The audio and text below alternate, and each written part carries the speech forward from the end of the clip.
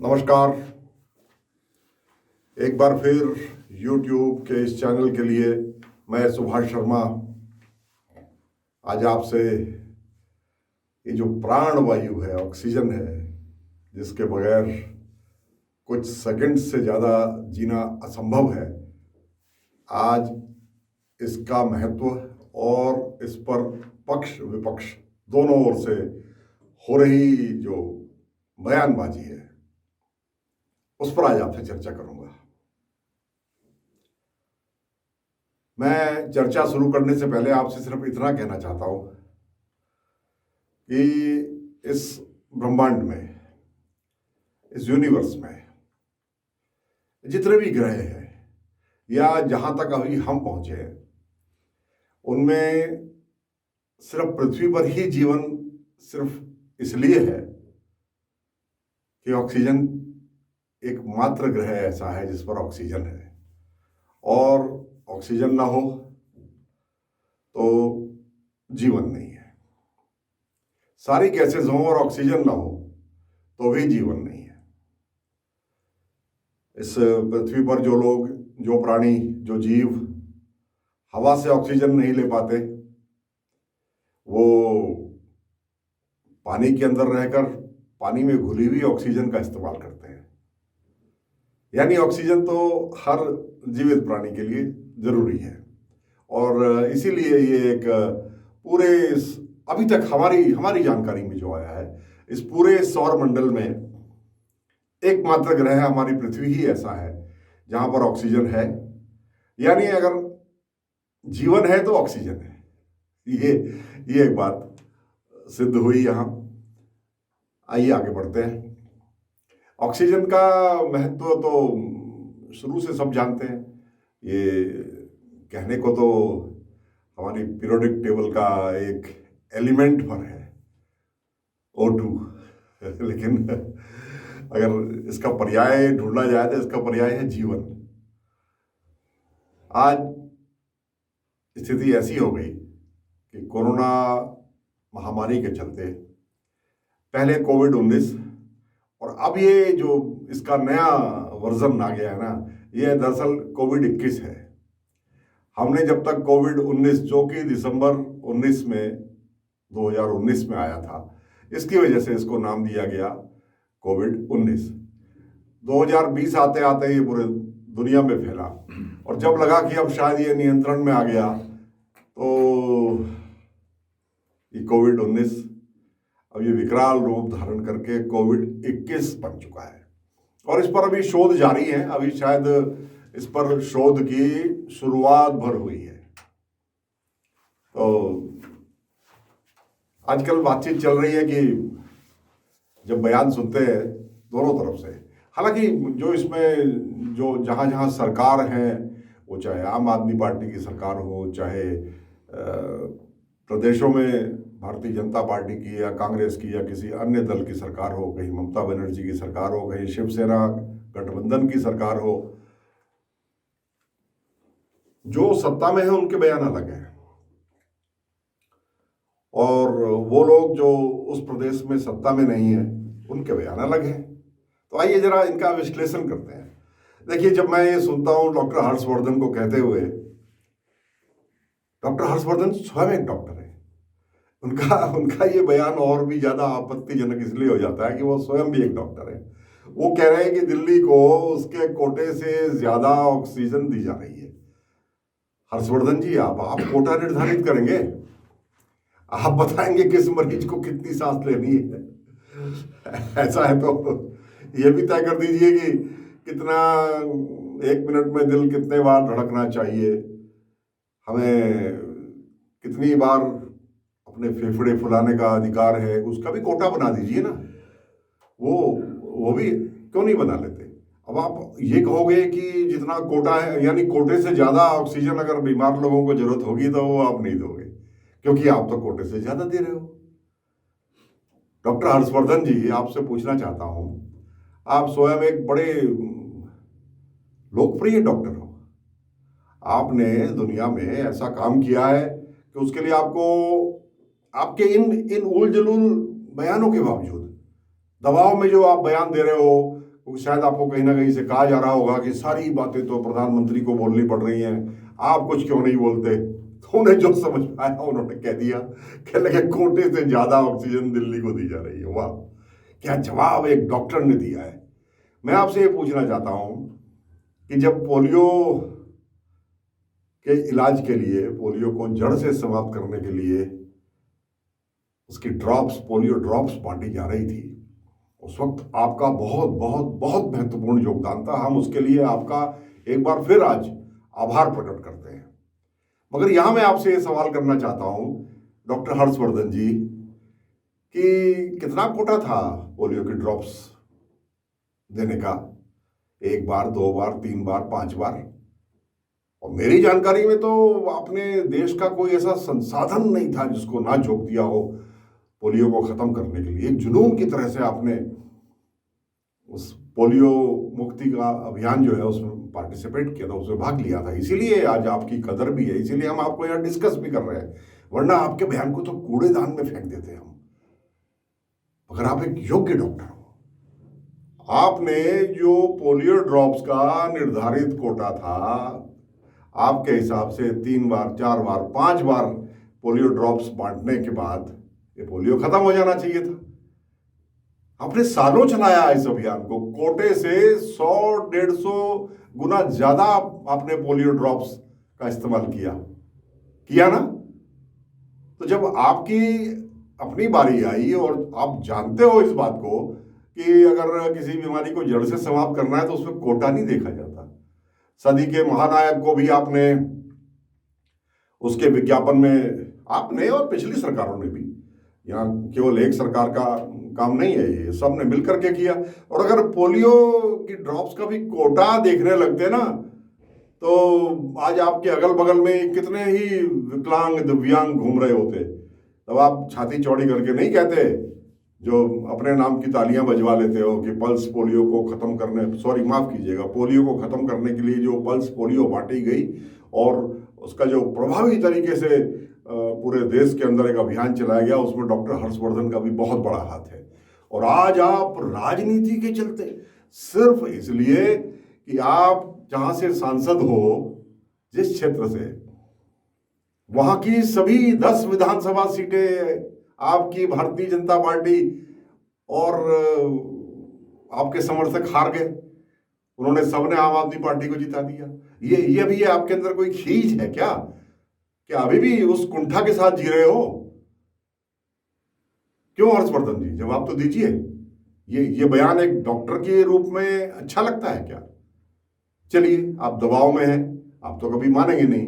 अब 3-4 दिन में एक बार आते हो आप, और जैसे हमारे यहाँ तीरथ सिंह जी उल जलूल बयान दे के चले जाते हैं, ऐसे ही अब आप भी किसी ना किसी प्रकार अपनी प्रेजेंस बनाए रखने के लिए और मोदी के दरबार में अपना स्थान बनाए रखने के लिए आप भी ऐसे ही उल्टे सीधे बयान दे रहे हो। अब ऑक्सीजन का कोई कोटा होता है, जितनी जरूरत है उतनी चाहिए, और वो उस कोटे पर नियंत्रण केंद्र सरकार ने किया हुआ है। अच्छा है, केंद्र सरकार ने किया, हमें उसकी खुशी है, लेकिन फिर पक्षपात क्यों कर रहे हो इसमें? बिना पक्षपात के बांटिए ना उसको, जितनी जरूरत है उतनी दीजिए।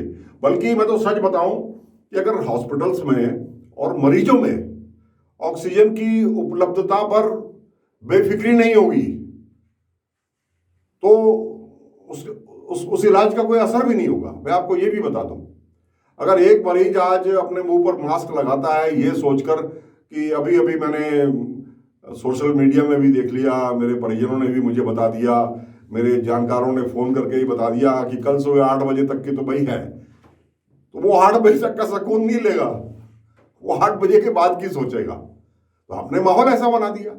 आपके पास यहाँ हॉस्पिटल्स में बेफिक्री होनी चाहिए। अब ये रोज की खबर बन गई कि भी इस हॉस्पिटल में 2 घंटे की ऑक्सीजन बची है, उस हॉस्पिटल में 15 मिनट की बची है। तो ये इस तरह से ऑक्सीजन देकर के आप इस देश को जिंदा रखना चाह रहे हो? वो बहुत पहले मूवी के एक सुपरस्टार हुआ करते थे, सुपर विलियन थे, बल्कि विलेन थे, अजीत। उनके नाम से, उनकी आवाज में लोगों ने पैरोडी बनाई थी, वो बड़ी मशहूर हुई। मैंने किसी फिल्म में तो नहीं सुना उस डायलॉग को, लेकिन वो इतना फिट बैठता है कि ऐसा लगता है जैसे शायद उन्होंने ही कहा हो। वो कहते हैं ना बहुत बार, अजीत जो थे उनका बड़ा एक खास स्टाइल था, मैं उनकी नकल तो नहीं कर सकता, लेकिन हाँ मैं उनका फैन जरूर था। मोना डार्लिंग, इनको लिक्विड ऑक्सीजन में डाल दो, लिक्विड इनको जीने नहीं देगा और ऑक्सीजन इनको मरने नहीं देगा। तो आज आपने देश का यही हाल कर दिया, आपने इस देश को लिक्विड ऑक्सीजन में डाल दिया। अब डूबते रहिए उसमें, हाथ पैर चलाते रहिए, और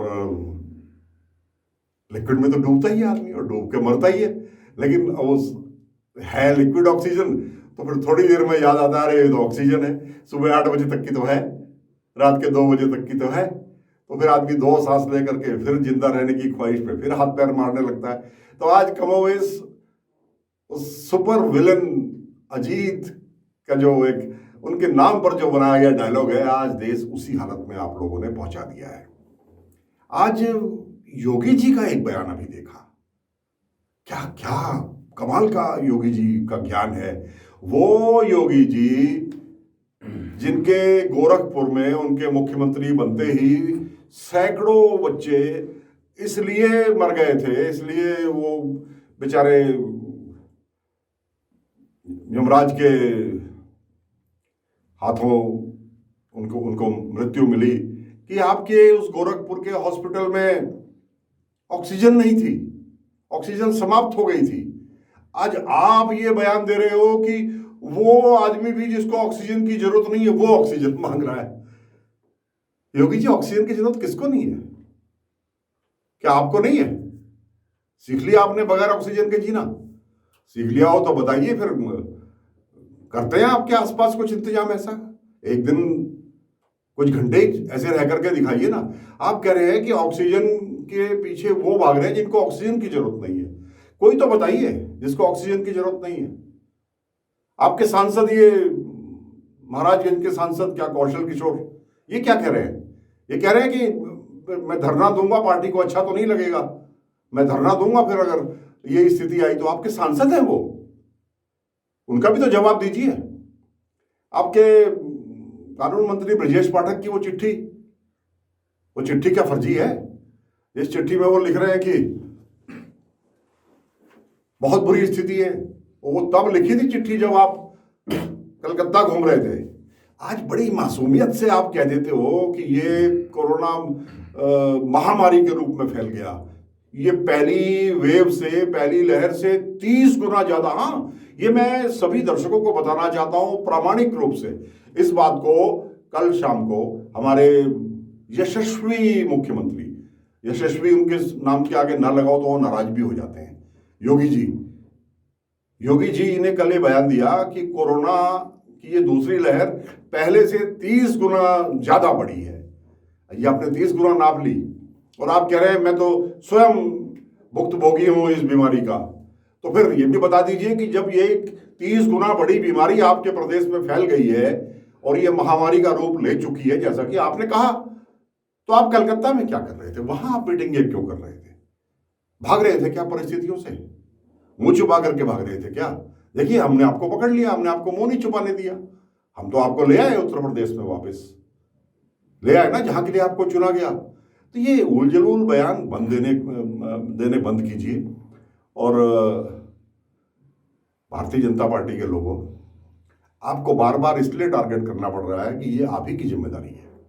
इस वक्त केंद्र में आपकी सरकार है और तमाम उन बड़े प्रदेशों में जहां इस वक्त ये महामारी बहुत भयंकर रूप ले चुकी है, वहां भी इस वक्त आप ही और आपके ही साथी भारतीय जनता पार्टी के ही लोग अधिकांश जगहों पर इस वक्त मुख्यमंत्री है। अच्छा, एक और बड़ी मजेदार बात है, बहुत मजेदार बात, मैं आपको याद दिला दूं, स्मरण करा दूं।